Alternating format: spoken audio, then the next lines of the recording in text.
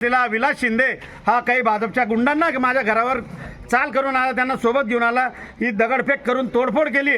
तोडफोड करताना त्यांनी विचार देखील केला नाही की या घरामध्ये फक्त महिला आहेत, माझी अंधाई बाहेर बसलेली होती, तरी त्याने त्याला कुठल्या प्रकारची त्याला अशी दयामाया आली नाही आणि या गुंडाने दगडफेक करून शिवीगाळ केली। आणि या घरावर भाजपचे गुंड प्रवृत्तीचे उमेदवार, सर्वच गुंड दिलेले भाजपने, त्याच्यामुळे आता गुंड प्रवृत्तीचे त्यांना म्हणावं लागेल। गुंड प्रवृत्तीचे उमेदवार विलास शिंदे, ज्यांचा व्यवसाय तोड्या पाना करणं, GT बापूजी सारख्या श्रीमंत वसाहतीमधले घरं भाड्याने घेऊन कब्जा करणं, नवतेज बाजारमध्ये देखील त्यांनी प्रॉपर्टीवर कब्जा केलेला आहे, असा कब्जा करणं, तोड्या पाण्या करणं आणि लोकांना लुटणं आणि पत्रकारितेच्या नावाने लोकांना त्रास देणं, हा धंदा असलेला विलास शिंदे हा काही भाजपच्या गुंडांना माझ्या घरावर चाल करून आला, त्यांना सोबत घेऊन आला, ही दगडफेक करून तोडफोड केली।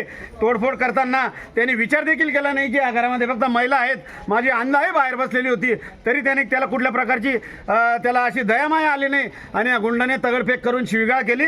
आणि तुम्ही कशा प्रकारच्या निवडणुका लढतात आणि कसे उद्या प्रचाराला येतात तुम्हाला बघतोच।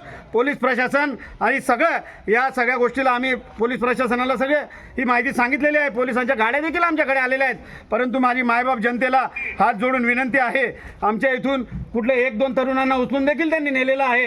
हे आमच्या परिवाराचे जे सदस्य असतील त्याच्यापैकी कोणाला तरी उचलून नेल्याची माहिती मला मिळते। मी नेमका इथं नव्हतो, मी आत्ता आलो त्यावेळेस पोलीस गाडी देखील इथं आलेली होती।